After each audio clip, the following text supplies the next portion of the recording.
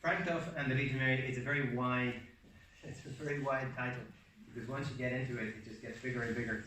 So I hope to maybe focus on certain things. When I was, I suppose, preparing for this, I met a legionary who had been a legionary for 70 years. So there is somebody who's in the Legion longer than Bernard. And his name was Paddy Fay, and he knew Frank Duff. And I was asking him, you know, what was he like? He said he met him first in 1958. Frank Duff was born in 1889, the 7th of June, 1889. In fact, you'll find that 7th is very much associated with a lot of things to do with him. So he told me that, the first thing he told me was he was very unassuming. And he never, when you were talking to him, he gave you full attention, and he never talked down to you. And he had a great sense of humor, and he was a great man for encouragement. And I think probably that's one of the things that marked him out, because one of the reasons we had such a great influence on all the people who came to the Legion of Mary, that he was a man of encouragement. Because he told me a story that he'd been in the Legion, I think, as a child, but he was probably about 18 or 19, and he was going to a congress. I'm not sure whether the first. This picture is actually a congress that was in Galway in 1963. Now, this particular man may not have been at this, but Frank Duff is down in the corner here. In the middle of somewhere is our president, Michael D. Higgins. Some people could show exactly where he is. That was in 1963. And Frank Duff used to come to those congresses around the country, and he would bring a lot of the younger legionaries with him. And the day before, or a few days before, they would prepare for it, because they may be giving they would give a little speech or little talk to introduce the different subjects. So this man, Paddy Fay, said that he said to him, I think he was about 18 or 19, he said to him, "Oh, you have patrician meetings in your curia, which is the part of the Legion." And he said, "You can give the talk on patricians." And Iran was Paddy said he was a bit stumped, but anyway, he did it. And one of the things I read somewhere where he said, I don't know whether Frank Duff actually said this, but it's a good thing that responsibility makes gold out of sand. And this seems to be something that he was very much, that Frank Duff believed in, and that was encouraging people to take responsibility. And that was particularly in the Legion. If somebody else could do it, he didn't necessarily do it himself. And I suppose one I'm going to kind of go a little bit away from this. One of the things that the Legion did after about 40 years, it was set up by students actually in UCD, was the idea of going away. It was originally called Holiday Apostolate, and it became known as PPC, Peregrinatio Pro Christo. And it was set up by students from UCD, and then it became very, very big. But I remember hearing about one, actually it was a priest from Galway, I won't say who the priest was, but he went with legionaries to Amsterdam. And Amsterdam, I suppose, would have been very well known for its red light area. So they were going to this red light area, and the priest was going out with this legionary, a quite experienced legionary lady. And he said, he was kind of nervous, and he says, what will I say? And the legionary said, "Father, you just pray, I'll do the talking." And interesting enough, talking to that, I remember talking to that lady, that particular lady, she was became president of the Concilium at one stage. She said that actually while they were there, there was a prostitute that they took home to Dublin with them, and she wanted to come away from the prostitution, and she kept in contact with her, and I think in contact with her for 30 years, and she married and whatever and settled down. So that shows you what the power of what the Legion was able to do. People probably would think, "Oh, how could you do that?" But it was possible. Now, the second thing I have here is another picture. The reason this picture is here, it's not actually, I don't know whether there's anybody from Galway here. Frank Duff is in the picture, and it was the first Legion envoy. Her name was Mary Duffy, and she went to the United States in 1934, but it left from Galway docks. So I suppose this picture is in the Legion House, so there is a connection. 1934 is interesting. I think the first Presidium, which is a unit of the Legion, was set up in Galway. 1932, I think there's a little thing on that where it says Bishop O'D gave permission in 1932, but the first Presidium was actually set up in 1934. This particular lady, she was in USA as an envoy from 1934 to 1946, So that was 12 years, it was quite a long period of time.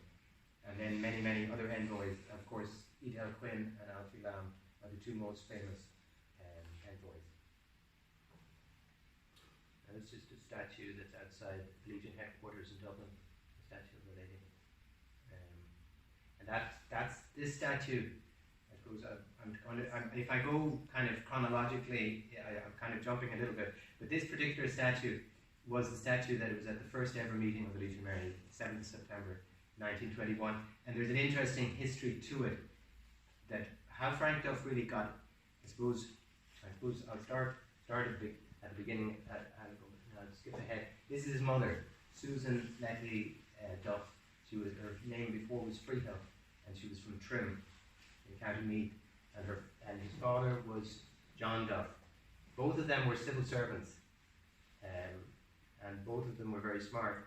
She actually came first or second in the civil service exams for Britain, and then she, at the time, she was, I think in Ireland when she was doing it, there was no female civil servants. So then when there was female civil servants, she came to Dublin, and then she met John Duff. And Frank Duff was born, as I said, on the 7th of June. This is the thing I didn't know before, I don't know whether Bernard you knew, he was premature. And they said that they didn't think he would live. But there's one thing about Frank Duff, he was a fighter. That's definitely something that, John Duff was ambitious for his children, that he knew they were very intelligent, and he was hoping that they would go to university and whatever. Frank Duff did go to university, and one of the reasons why he didn't, well, the main reason why he didn't, was that both John Duff and Frank got typhoid fever. Frank was about 14 years of age, and they ended up in a nursing home. This was just a little interesting aside. The doctor who was looking after them was a Dr. Thornley Stoker. I don't know whether you recognize the name. Brother of Bram Stoker, who wrote Dracula. He was from Dublin. So, but what happened? Frank recovered very well, but his father did not. And his father then, who had a fairly good job in the civil service, had to retire early at the age of 43, and that meant his pension was 1/3 of what it would be. And so they would have had a fairly comfortable lifestyle up to then, because Frank's mother had inherited railway stocks, so they were quite well off. So he was going to Blackrock College, and he was an excellent student, brilliant student, although he would say there was a lot of other brilliant students there at the time, which is true. And I think he came second in his final exams, whatever, he came second in Irish in the whole country. And he was like third and fourth and whatever. So he should have been going to university, but because he was now going to need to be the chief breadwinner, because his father died around that time, he joined the civil service. But then, of course, his father and mother having been civil servant, he was nearly perfectly suited to being a civil servant, and turned out to be a really, really good civil servant. This is the family, I think. There's a bit of light coming in on that. There were 7. There, I'm saying there's 7 comes into. He was the eldest of 7. He's over on the left there. And two of his sisters became doctors, and it was through his work in the civil service and being the chief breadwinner they were able to go to university. And I think his brother was able to go to university as well. And one of his sisters died quite young, I think, in early childhood. So that's the statue there. So that statue kind of links in. It links in two things, because the key, I suppose, moment in his life, in a way, was when he was 24 in the civil service, and other civil servants asked him to join St. Vincent de Paul. He would have described himself as a comfortable Catholic. He went to Mass every Sunday, but that was about it. And he said if you asked him, did he have devotion to Our Lady, he said yes, but he said he knew nothing about her.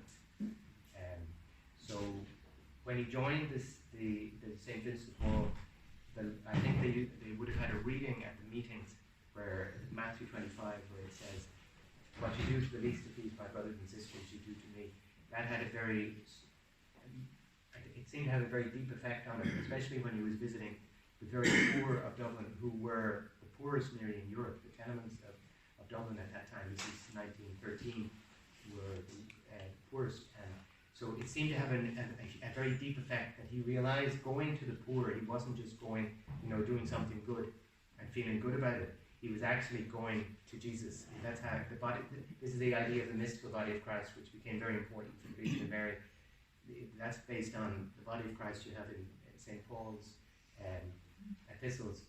And I think he mentioned it something like 163 times, so he mentions it an awful lot. St. Paul mentions this. Is this skipping itself? Sorry.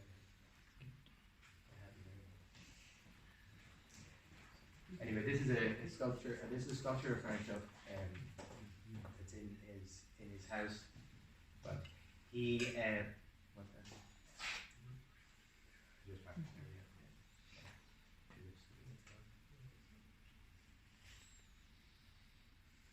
I'll have to talk quicker.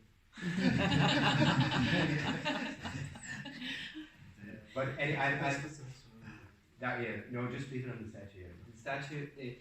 That statue. What happened then was, through the St. Vincent de Paul, he came in contact with a man called Joe Gavitt, who was an ex-British Army man, and he had a huge influence on him because he was a layperson with no education, but he was an evangelizer, and he was trying to combat proselytism. Now, I don't know whether you know what proselytism. I wouldn't necessarily know, but basically where these nonconformist Protestants were giving breakfast on a Sunday morning to get very poor Catholics to go to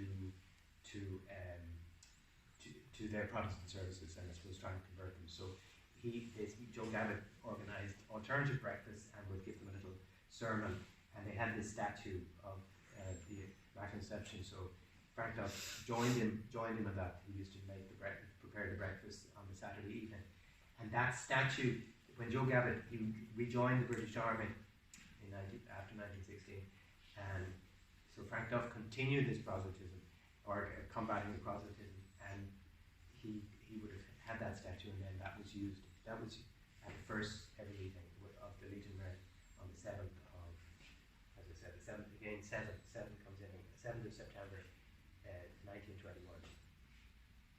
Now I have this in just to say he was both as a teenager, even younger than a teenager. I think when he was 9, he was an inveterate reader, and he read an awful lot. In fact, in his house, they have now that you can tour of his house near the Legion headquarters. There's 2,200 books, and so when he joined the St. Vincent de Paul, his spiritual life deepened, and he started reading a lot of spiritual books and also doing enclosed retreats. So that's where he started to get, plus the work that he was doing. And then Joe Gavitt also had an influence on him that he joined the Pioneers. Joe Gavitt was a pioneer, and Frank Duff had a bit of a resistance to joining the Pioneers. He didn't like to have a pin or the show to be demonstrative about it, but he realized then something in Scripture where it says, if you stand up for me before men, I'll stand up for you, and if you don't, so he then become a pioneer. The reason I mentioned St. Vincent de Paul and the Pioneers were the two big influences leading towards the foundation of the Legion of Mary.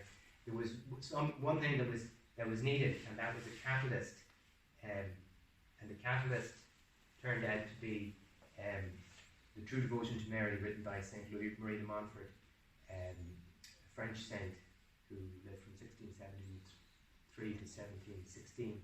And Frank Duff heard St. Vincent de Paul, after meetings, other men in the St. Vincent de Paul, at that time it was only men in St. Vincent de Paul, they heard talking about this book, and a few days later he saw it for sale in a second-hand book shop, I think on Aston Key, and he saw that. I think I read somewhere where it says, is it Bernard Lonergan? I don't know, he's a theologian or philosopher.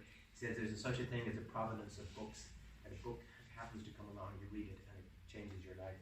In his case, it was Newman, I think, John Henry Newman, Grammar of Assent. But in Frank Duff's case, it was the True Devotion to Mary, and he read that, but didn't think much of it. He thought it was exaggerated, and others told him, read it again. So it seems that he had to read it 7 times. Again, 7. 7 is there again. And then he got it. Although it turns out that he still needed more knowledge, because, as it turns out, Joe Gavitt went back drinking after he got discharged from the army, and he brought him to Mount Mallory, which was at that time famous for helping people get off alcohol. And while he was there, I think that was 1919, while he was there, Frank Duff asked him, was there a good book on Our Lady? And the book was Knowledge of Mary. I think I have maybe the copy of it, I don't know whether that's it, the Knowledge of Mary by an author called Concilio. And that seemed to give him the background knowledge. And I suppose it was really the idea that Mary was necessary in the spiritual life. She wasn't a maid, she was a must. I suppose that's maybe a simple. I tried to read that book actually. It's not a basic book to read. But having said that, it's very good. But it's a kind of a philosophy here. It gives a philosophy of why you need Our Lady in your spiritual life. Now, so this was all leading up then to there were women of the pioneers, and he was in the pioneers, and they had just had a discussion. I think they had a meeting discussion about the true devotion to Mary, and then they heard this man from the St. Board talk about visiting these poor patients in the men's ward of South Dublin Union Hospital, and the women and the pioneers said, we'd like to do that visiting too. We'd like to go to the women's ward, and so they decided, and they would go to that. And then it turned out, then I think 7th of September, they set up the meeting, and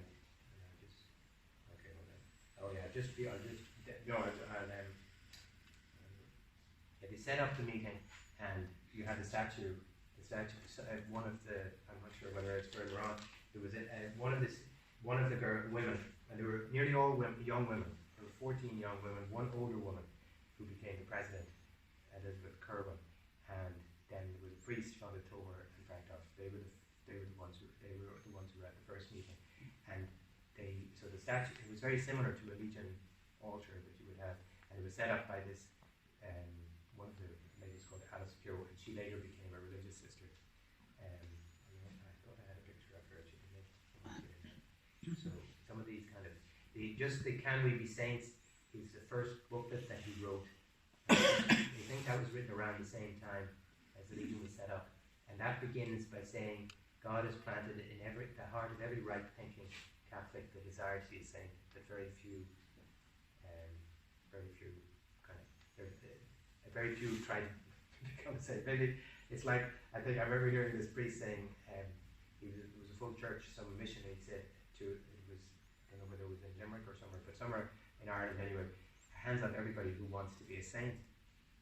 And nobody put up their hand. Now there was one bishop there who was very deaf, and so he said, hands up everybody who wants to go to heaven. And everybody put up their hand, except the bishop who couldn't hear him. And he said, if you want to go to heaven, do you not have to be a saint? We seem to have a difficulty with the idea of being a saint. But Frank Duff's idea of a saint is somebody, and he quotes that, he said it could be influenced by Newman. He said, in order to please God, if you do ordinary things extraordinarily well. That's what his definition is. That's his definition in that book, which sounds a lot easier than doing long penances and praying all the time or whatever.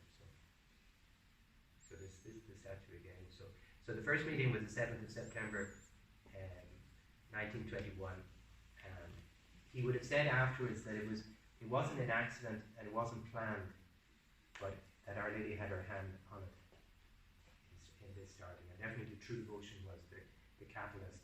The idea of giving everything to Our Lady has actually, how St. Louis de Montfort would say, as a slave, but some people don't like the word slave, so it can be put as a servant.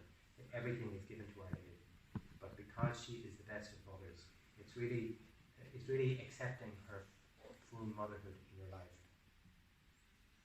So that's the line some of you Legionnaires would be familiar, and auxiliaries that it said at the Aches, not the Legion, I'm all thine, my queen, my mother, and all that I have is thine.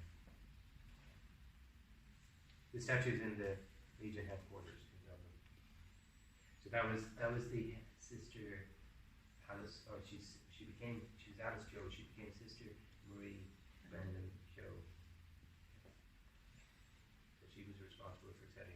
they just all came in and the altar was there, so it's like as if it was supposed to be. I think this is a picture of the Legion after maybe 1 year. I think it was, I'm not sure whether it was 70 or 100, but the second, that was the first presidium, and it got to 70 people. And the interesting thing too is that Farragut was very conscious of that not to be political. So he said that when the Civil War started, the Civil War in Ireland was on at that time, that when it started there were 50% who would be on one side and 50% of the legionaries who were on the other side. And then it grew to about 200 by the end of the Civil War, and there were still 50% on one side and 50%. So we saw that as a positive, which it was.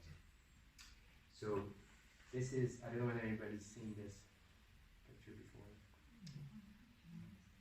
I must say I love this picture. The little hint is the little star that's there.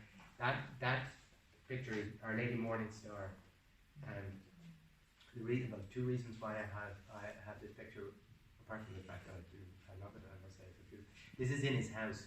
And the Legion was not called the Legion of Mary when it was started. It was called the Association of Our Lady of Mercy. And it wasn't either 24 or 25 that the name Legion Mary came. And Frank Duff was saying to the legionaries, and they were kind of laughing, he said, this is going to encircle the world. This was in 1924 when there's about 200 people and everybody encircle the world, and they laughed.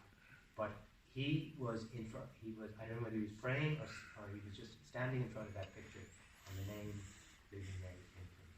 And actually then he proposed it, and he was rejected. But a year later, in November 1935, it was accepted. So that picture is still in his house. So there's the Morning Star, and then as the Legion developed, I suppose there is. I won't talk too much about it. 1924, there was a famous incident where five women legionaries in Frankfurt went into the red light area, the Monte, which was famous, and went to whatever brothel or whatever. 31 women, and they convinced them. It took a bit of convincing, I think, but also they gave them miraculous medals from what I can make out, and talked to them and convinced them to come on a weekend retreat.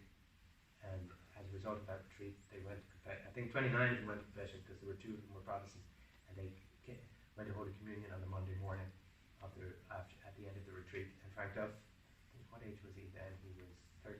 This was 1924, so he was about 35. He said that was the most memorable and wonderful mass that he ever was in his life.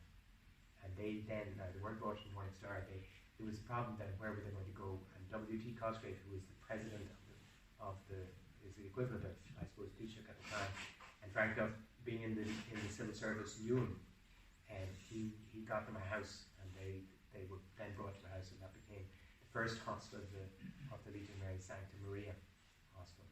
And when I was reading there, I'm not sure whether it was around that time, but there was a film censor who called them, the legionaries, miraculous meddlers. And they said that Frank Duff didn't see that as a slur, even though it probably was meant as a slur, but he used to laugh and I didn't mind. But anyway, they managed to do something that people said were impossible. I suppose also I should say, before they went in, they were told that they'd be killed, that was a very and it was a dangerous place, and people disappeared in that place. So, but they had, I suppose that was they definitely had extraordinary courage. So the Morning Star, which was the picture I showed, that was the first men's hostel, and that was opened on the 25th of March 1927, and that meant that you needed men, and that's when men joined the Legion. After that there was only women, and the way they worked it was the St. Vincent de Paul also helped, and what I found interesting, because I didn't realise that Frank Duff was still in the St. Vincent de Paul at that time, and St. Vincent de Paul helped, but the archdiocese wouldn't let them deal with this hostel, so he had to he got help from St. Vincent de Paul, but he had to the Legion had to be at the forefront of it. So the legionary staff did both voluntary legionaries who would do their work, and also what then became known as indoor brothers, who actually lived there and had a subsistence, were paid, given a subsistence which was really an extraordinary vocation. And so that they very quickly had 250 men, and there was no hostel like it in Dublin at that time. There was no place that would keep homeless men for longer than 2 weeks. So it was definitely fulfilling a great need. So that's the morning story now.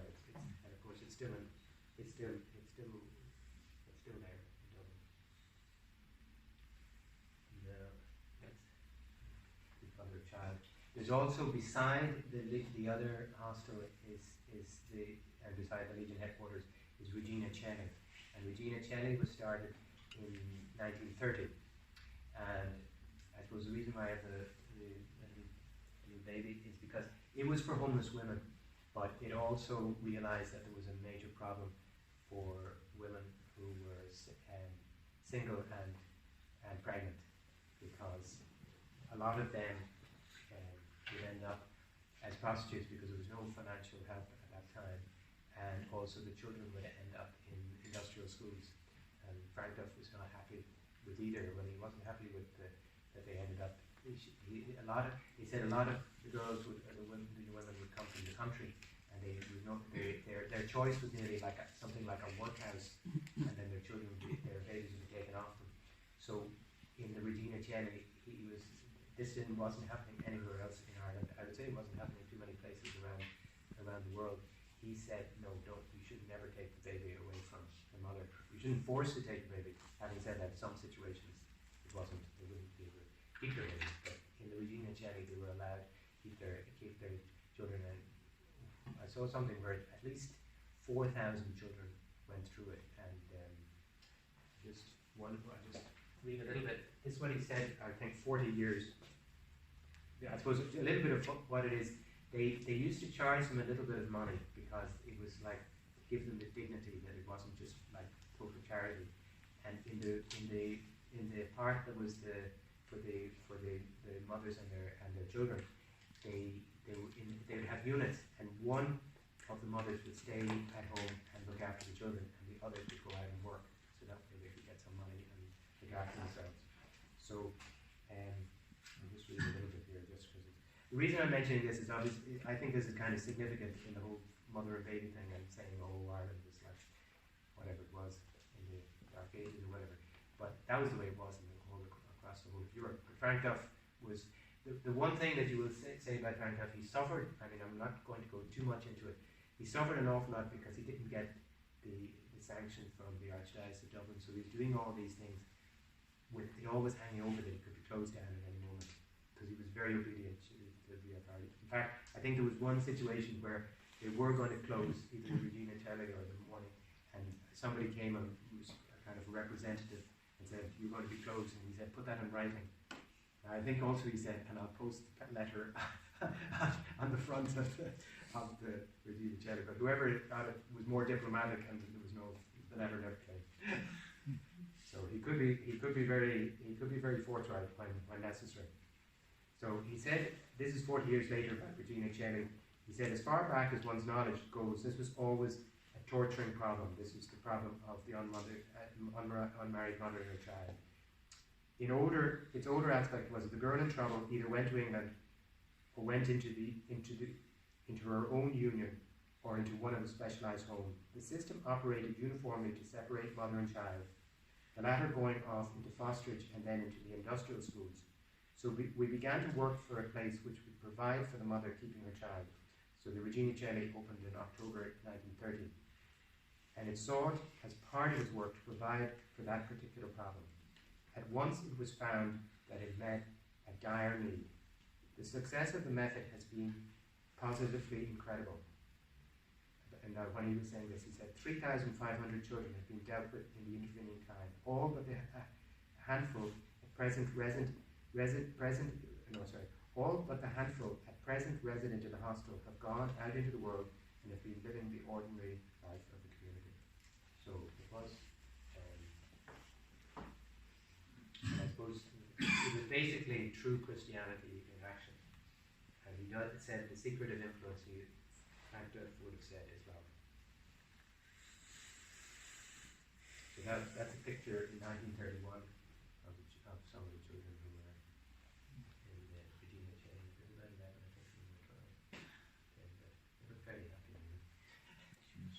But that's what he said. I think later on he said, the most powerful bond is between mother and child. And so for it to be separating and taking away was, he knew, and others should, but he got great resistance. He got great resistance all over.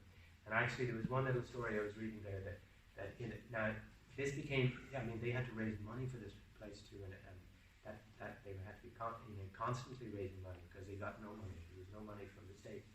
But in 1942, a famous pediatrician in Rotunda, who was Dr. Collis, he said, this place, Regina Challey, it's dangerous. There are babies dying there. It's not right. And so there was Dr. James Deeney, who I think he wrote a few books. In one particular book, he was in the Department of Public Health, and he went to Regina Challey, and when he was writing about it afterwards, he said, I met this extraordinary little man. I was saying this to a former president of the, and she said, well, he was very small. But anyway, he was very impressed by the place, but the problem was, this was 1942, and there was an outbreak of enteritis. And they called it enteritis, it's gastroenteritis, from what I can make out. Enteritis is what they were calling it in Dublin. So babies were getting it. And Dr. James Deeney said, yes, there was some enteritis. And he suggested that they would have a little room that they would use as a quarantine. And fair play on Dr. James Deeney, he got a secretary to organise a collection in the area where they were, and to raise £25, and that was to stop that little room. And Frank Duff was very agreeable to that. And so he said that gradually the outbreak resolved itself. And then he said, seemingly the Dr. James Deeney said, it was noticed that all the babies who seemed to get this enteritis had just come from the Rotunda Hospital. So seemingly the Dr. James Collis, or the Dr. Collis, I don't know whether he was James, he wasn't James, Dr. Collis visited the Regina Challey and was highly impressed, and said, he actually said, this truly is a work of Christ. That's what his comment on it. So this is in there's part of this house is like a little museum, and these are his rosary beads. And he had a little emblem of the Holy Spirit attached to the reverse of his crucifix. He had extraordinary devotion to, as well as to Our Lady, he had extraordinary great devotion to the Holy Spirit. And he said that, and very few people would have at that particular time. I suppose it's hard to talk about Frank Duff. You kind of think of certain things now, and you kind of say, yeah, we know that. But when he was saying these things, very few people knew it. And he said that in order to have this devotion to, when he was asked, how come you have such extraordinary devotion to the Holy Spirit? He just said, kind of spontaneously, it's Mary. And he said, in order to have devotion to the Holy Spirit, you have to have a devotion to him as a person, as a separate person, like in terms of the Trinity. You have to kind of focus on the Holy Spirit, and also you have to have a union with Mary. So there's also, I think his hats are there as well. And this is his bicycle. So this became he used to cycle around Dublin, that's how he got around, but also then because he got so busy and so many things, I mean, one of the things, they were trying to look at all the letters he wrote, and his letters weren't short. I think they were at least 4 or 6 pages, A6 pages, or A4 pages. He wrote at least 33,000 letters.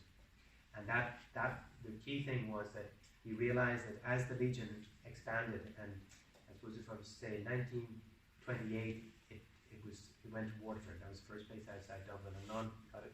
And then he went to Scotland in the same year, I think, and it started in Glasgow and Edinburgh, and then started in England in 1939. He was in, I think, United States in 1931, India actually in 1931 as well.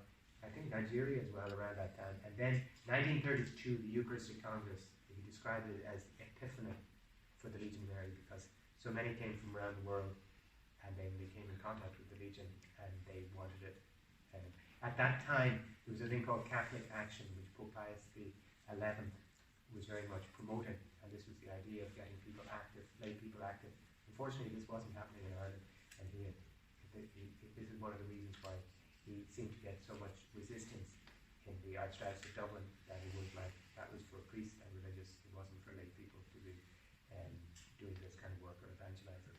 But it started to spread then, and then the idea as it spread was to keep in contact with them and correspond with all the people around, and that became a key thing in the Legion, and this is something he very much did himself, and then others as well, and that's how the Legion keeps in contact, because today they say, I asked Mary Murphy, who just retired as the president, she said there's 4 million members of the Legion throughout the world, and there's 10 million auxiliary members, which would be praying members. But anyway, the bicycles, he then, because he was kind of nearly, as it was getting bigger and bigger, he had to retire from the civil service in 1934, which upset his mother, because it was like the same thing again, because he was supporting his mother, the same as what happened to her husband.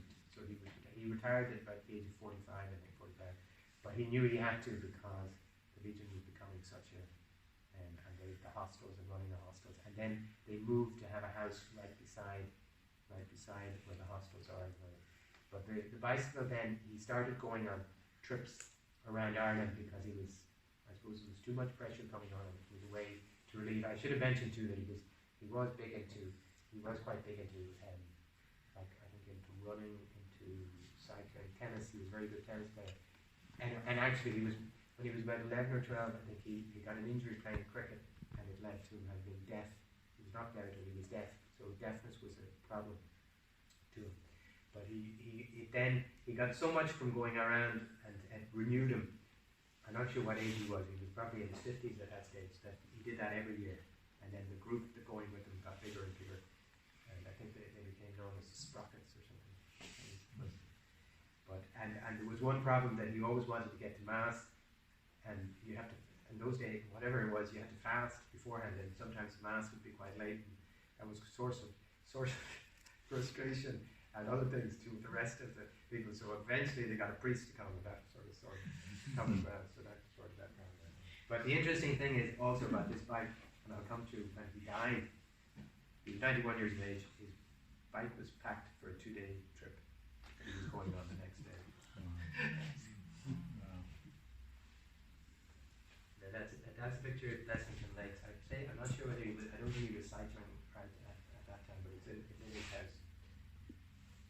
And then this is Adele Quinn. That's on the wall of I think the Morning Star, outside the Morning Star Hospital. So envoys became very important, and Adele Quinn is the most famous. So she went to East Africa in 1936 to 1944. In a way, we could have another few talks about Adele Quinn, but the reason Adele Quinn is important in terms of Frank Duff is that there was a lot of resistance to her going. They felt that she had TB, that she'd be too weak, she would be madness. He was attacked by different legionaries to say that they were sending her to her death or whatever, which he found, I think it nearly got very hurtful, but he stood by her and was definitely saying, he just knew she was such an extraordinary woman, that she was the woman to do it, and it turned out he was totally right. So she went in 1936, and she was nearly 8 years in Africa, and spread the Legion in Kenya, Uganda, Tanzania. It was said Nyasaland. I don't know if anybody knows where Nyasaland is, but funnily enough, while I took some of these pictures in the Legion headquarters. I met a priest from Malawi, and he was telling me Malawi is one of the poorest countries in the world. But anyway, it's Nyasaland symbol is now Malawi. So I think she got to South Africa as well, but there was another envoy in South Africa at that time. So the other, obviously, the most famous envoy is Alfie Lang, and he comes later in the 1950s, and he went to South America. He spread the Legion throughout South Africa in an extraordinary way. He died again, sweating up. I think Dale Quinn was only 36 when she died. She died on the 12th of May 1944. And that's an envelope of a letter that she sent to Frank Duff. So, again, starts off, that's I can read this part. My dear Mr. Duff, delighted to get your letter. That's what meant I don't know, I think he wrote letters very often to he was interested in every little thing, but he also was interested to see how they were getting on, and if they had problems. He was an amazing thinker. He was always thinking problems, how to solve it, and he was of the civil servant mind that he had. Sometimes we maybe have a wrong idea of civil servants or whatever, but he was at a time when there wasn't that many civil servants in Ireland, and they had to work really hard, and they had to solve problems, and they were very dedicated, wanting the best for their country, and it wasn't looking for something for themselves. So he had the same mindset as regards, like, every little thing, every little problem, he would be trying to help them. So it was, this is the way they. So I wrote, you can read it. Delighted to get your letter. It was well timed, even though written on the last lap. It arrived on Christmas Day. All my other letters arrived there, so I enjoyed an extra special read on Christmas Day. Anyway, this picture I've put in, I really like it, but it's not necessarily connected with Frank Duff as such, but I suppose the Legion then spread towards Asia. This is Lydia in Lavang, Vietnam. It's an apparition, I think, that occurred maybe in the 19th century.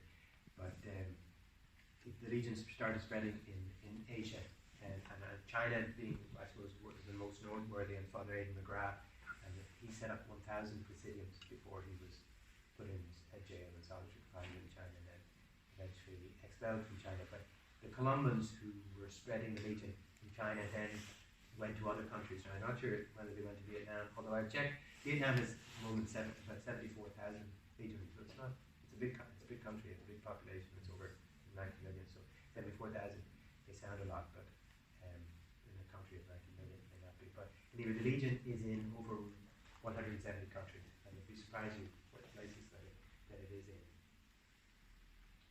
So, this I suppose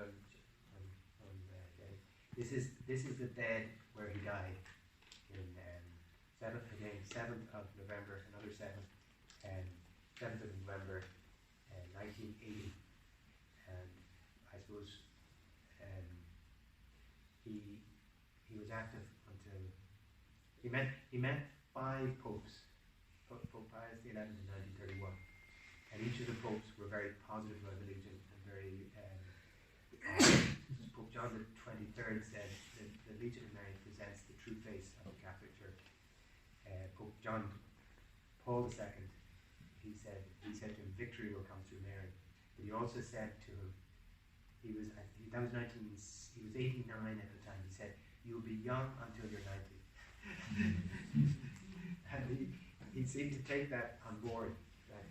Now the Pope's support was very important, because the Archdiocese of Dublin did not really support or sanction the Legion for the first 30 years, and that was the source of great suffering for him, because he was very loyal to the Church and very obedient, and it was definitely a case of the prophets not recognized in their own country. I suppose at the end you are recognized. He died on the 7th of November. He had been to Mass, and then he went to a second Mass, which was an envoy. He'd been an envoy for 12 years, and he met an awful lot of legionaries there, and he came back, and one of the Legion Mary, I think one of the sisters, or indoor sisters, in the Regina Coeli, used to kind of act as housekeeper to give him food, and so, because he would be on his own at night in the house. But she said, will I give you some lunch? He said, no, I'm not feeling well, I'm going to lie down. And he says, I'll bring you up a cup of tea at 4 o'clock. And he says, do not call the doctor. You know how I hate hospitals. and so when she came at 4 o'clock, he was dead. And in front he had a great devotion to the Sacred Heart. That's the picture that's in front. So he died looking up. Actually, I saw something where it said his eyes were, when they came, his eyes were fixed. He was warm, and his eyes were fixed on the picture of the Sacred Heart. And something that I didn't know, and I'm not sure, I was going to say, people maybe Bernard knows a lot about these things, so I was going to say it's one thing that I can say that you didn't know, but I didn't know about this. But beside this picture, there's a little thing beside. See, there's on the left there. See if I can get it bigger. Yeah, so this was here, and I said, "Oh, that's interesting. I didn't see this before." If I have it written down, maybe it'll read it on you. It should be read. So this is Pius the 12th, who we also met in 1939, just as the war was starting.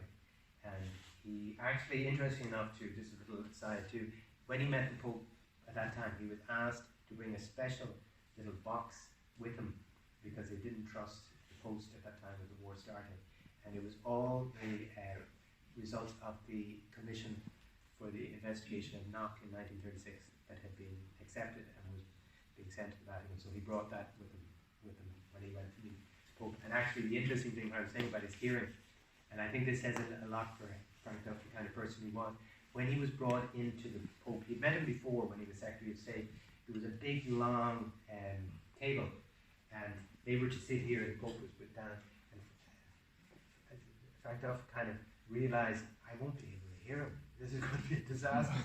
So immediately when he comes, he lifts his chair and brings it up right beside the Pope. And they had a great conversation or whatever. So, and he heard everything. But he must have been given this as well, and I thought this was kind of extraordinary, because he died like on his own in the bed, nobody, and he didn't have the last rites as such. Most Holy Father, Francis Duff, humbly prostrate at the feet of your Holiness, begs the apostolic benediction, the plenary indulgence today, to be gained at the hour of death, on condition that being truly sorry for his sins, even though unable to confess them, and to receive the holy viaticum, he shall at least invoke with his lips or heart the holy name of Jesus. That was 1939. So he thought ahead.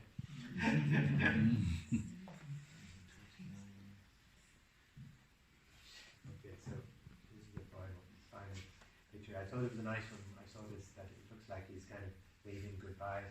And if he was to say, I suppose, there's a lot of things you can say about because he wrote quite a lot. There's a lot of essays, but it really is to do with I suppose, Our Lady and the lay apostolate.